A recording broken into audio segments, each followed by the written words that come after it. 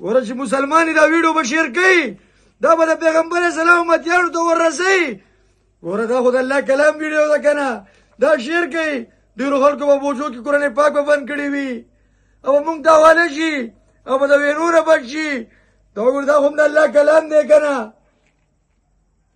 دا هم د الله کلام دی که نه. د الله نه ویرېږئ، د الله نه ویرېږئ. دا ویډیو شیر کوي چې دا خلکو ته وررسي چې کوم خلکو په بورو کې قرآن پاک بند دی. و ظالمانو دې قرآن پاک تا سره بد څه کړي دي چې تاسو د الله کلام په بورو کې بندوئ؟ هغه مانه وینو وخوړه. و مسلمانانو د الله نه ویرېږئ، د الله د قرآن نه ویرېږئ. د الله کلام سره مونږ ته وکړه. زما خوړه ژړا کوي، زما خوړه ژړا کوي. دا خو د الله کلام دی که نه؟ د دې به الله له مونږ جواب ورکوو. دا خو مونږ نه وینو وخوړو که نه؟ دا خو مونږ نه وینو وخوړو. و مسلمانانو را بیدار شئ، د الله د کلام خدمت وکئ. چې کوم مسلمانی او د پیغمبر اسلام امتی دا ویډیو شیر کوي، دا ویډیو شیر کوي چې د پیغمبر اسلام امتیانو ته وررسي چې د الله کلام وینو وخوړو، وینو وخوړو. دا وګورئ د الله کلام وینو وخوړو، د الله کلام وینو وخوړو. د دې به مونږ الله له جواب ورکوو، د دې به الله له مونږ جواب ورکوو. په دې به مونږ نه تپوس کوي د پیغمبر اسلام نه پس خو دا قرآن پاک مونږ ته حواله شوی دی که نه؟ لږ ویرېږئ، د خدای نه ویرېږئ. د دې کلام حفاظت وکئ، د دې خدمت وکئ، دې له مینه ورکئ چې دې کلام له تاسو مینه ورکړه. دا کلام به تاسو له مینه درکوي، دا به تاسو سره په قبر کې ملګری وي.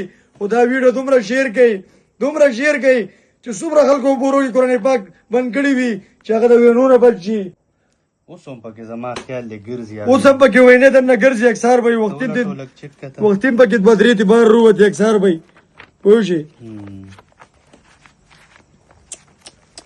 دا خو د الله کلام دی که نه؟ دې کې اوس هم وینې درنه ګرځي، لګیا دي. دوستانو دا تاسو کتی شئ، دا چې څومره دی کې دا کندې کپرې ښکاري دا پې وینه لګیا دي، وینو وخوړه. او وجه څه ده چې کله قرآن پاک یو پیج هم ضعیف شي، یو پاڼې هم ضعیفه شي، هغه بیا موږ مرمت کوو نه. هر سړی چې دی نو بس قرآن پاک راړي او په جومات کې ږدي او بیا یې تپوس نه کوي. چا په پلار پسې، چا په مور پسې قرآن پاک شکرانه کړي جومات ته راړي کیږي، ماشومان خراب کی، ضعیفې کی، ماشومان ضعیف کی. او هغه قرآن پاک بیا دوباره څوک تپوس نه کوي چې دا به څوک مرمت کوي، دا به څنګه مرمت کوو. دوستانو هغه بیا بوجو ته لړ شي، په بوجو کې بند شي او بیا په مودو پراتی خلکو له لار نه ورځي، بنا نه ورځي چې دې سره به څه کوو.